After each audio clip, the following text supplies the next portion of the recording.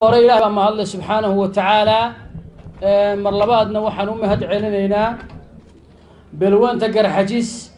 oo runtii nagu soo martay qaaday shirkana aad iyo aadka u qiimaha badan oo aad moodo runtii inaanu ahayn shir ay beelo qabsatee shir dawladu qabato u egyahay oo aad iyo aad u baaxad weyn oo hawl badan ay ku baxday aad baan idigu mahad celinaynaa qodobada meesha ka soo baxay ama aan noo akhrideen haddaydan qodobada sheegi lahayn waxaan oran lahayn shirkanu kama duwana shirarkii hore la qabsan jiray laakiin ilaahay waan ugu mahadnaqaynaa runtii wixii qalbiga ee ku jiray ee xagaya baad ka hadasheen oo aad iyo aad noo qanciyey oo aan idigu raacsannahay oo ku faraxsannahay waana idigu hambalyeelaynaa runtii kollay meel rag isugu yimid waxay soomaalidu tiraahdaa maa rag waa mudyaafkii weeyaanoo waa isqabqabsanayaan taasina curshi ma laha laakiin xalka aad ku dhammaysan baan aad iyo aad ugu faraxsannahay ilaahayna waxaan idiga baryaynaa ilaahaynu quluubtiina isku soo jeediyo xumaantana idiga saaro dhibka meesha lagu hayana ilaahay subxaanahu wa tacaala idiga dulqaado ilaahayna waxaan idin weydiinaynaa asagaa qaadire inaad sidaa shirkaad isku waafaqdeen Soomaaliland oo dhan aad u gurmataan oo iyadana insha Allahu tacaala beel kasta waa dhibaataysan tahay ilaahay iyadana subxaanahu wa tacaala nasra idiga dhigo kollay anu waxaan rabaa saddex qodob insha Allahu tacaala inaan u guda galo qodobka koobaad intaanan guda galin meelaha waxaan ka maqlayay oo odayaashii kacay raggu sheegayeen beesh hablaha ugu soo horeysay anagu waxaan islahayn ciddii ugu soo horeysay ergada ayaad ahaydeen ereygaana markii lagu celcelinayo xoogaya iyo guddoomiyuhu muu caddayno mu oran beeshaasay ahaydee wuu iska aamuseen saluug baanan u aragnay taana waxaanu jecelnahay inaan caddayno annagaa ugu soo horeyna wax ka soo qayb gala magaranaysa shirkan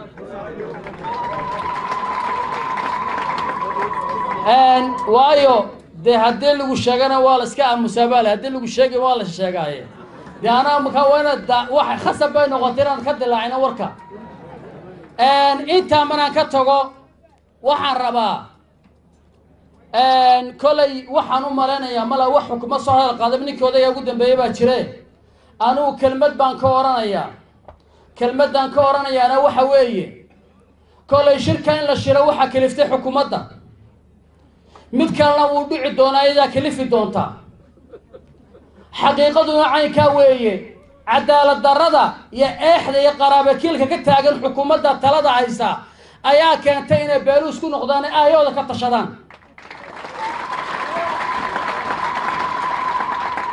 waxayna u eg tahay Soomaaliland maanta ama xukuumadda u eg tahay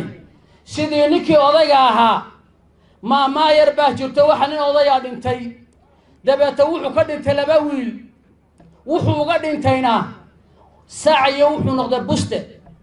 dabeeta kii wanaaba ku yidhi aabba wuu dhinto wuxuu ku dardaarmay bustahaas iyo saca bustahana habeenkii anigaa iska leh maalintiina adigaa leh sacana inta hore adigaa leh inta dambana anigaa leh yarkii dhaxaya gaajaas kuu darsantay wuu khiyaameeyey dabadeeto nin baa soo maray xigmadoola wax garanaya wuxuu ku yidhi waar bustaha markaad maalintii qoob uu yidhi sacana geesaha ka qarac markuu lisayo bustii buu qoyay ninkii odaga ahaa dabadeeto bustii damuhu ma kara habeennimadii baalkiiyo qoyo borka maxaa dhacay buu yidhi waa maalinteeda maamulaya buu yidhi maxaa kaa gala adiga saaciibu dabcaynu maalo geesu ka qaraaca haratibu ku dhuftaa wuxuu waa sidee magasuuday adu maalaan waan qaraacanayaa ila waa dhinacaygii waxaan leeyahay wallaahi cid geesta qaraacda la waayi maayo xukuumadda talada haysa wallaahi la waayi maayo oo bilaahi la waayi maaye haddii aan caanaha la wada cabbino gaajada laga wada bixino go'a busta aan la wada huwanin oo xal la iskugu noqonin annaguna idiin ilaalin mayno idinkuna iska dhaqi maysaan oo cabbi maysaan xaqiiqaduna waa nooca weeye waanan ku raacsannahay shirkan waxa ka soo baxay waxaan ugu adeefeenayaa kelmad aan ku soo khulaaseenaya halkayga kelmaddaasi waxa weeye annaga kolay waxaad nagu taqaanaan beelaha gabooye gabooye wuu fara badan yahay sidaad idinkuba u fara badantii baan u fara badanna madhibaan baan nahay muusaan nahay tumaal baan nahay annaas baan nahay waa mayibir baa hadshala kolba u taqaanaan hawlaa jira wadheeraa jira waxaa laga yaabaa interest wax la yidhahdaan jirin aad nagu barbarataan laakiin waa iska iman doontaa oo idinku annaga waa idinkaa naqaanaa oo waxaa laga yaabaa xataa reer inugu abtirino la maxaa yeelay dee xoogaa baa idigu jira laakiin annaga waxaa laga yaabaa faa'iido badan baa jirin oo saa darteed baana loo baran laakiin iminkay jiri doontaa insha allah rajadeedu waxay ku ekeyd aan ku doonaynay xisbiga waddan insha allah hadduu soo bixi lahaa si fiican baa noola baran lahaa laakiin waa la dhacay xisbigii markaa waxaan sheegayaa anigu waxaan ka soo jeedaa beesha madhibaan 6 gobolba waa degnaa waxaan nahay beesha quree runtii xukuumadda talada haysa xuquuqdeedu ku weyday waddani baa taageerteen waxaan nahay beesha aan hal qof uga shaqaynin xukuumadda hal qof xataa barwale kuma lihin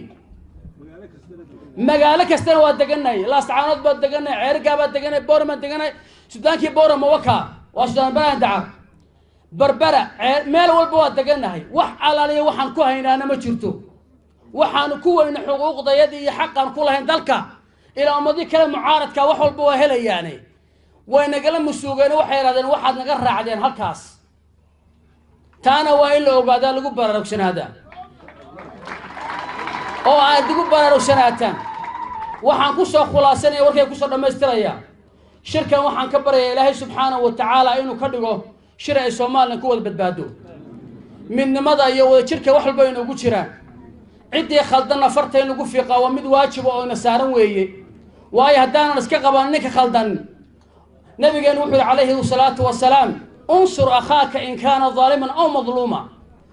waan garanay baa la yiri marka uu dulman yahay waa u gargaaraynaa laakiin marka uu zaalimka yahay maxaan qabanaa gacanta la qabanayaa buu war jeegaanta waan gacanta qabanaa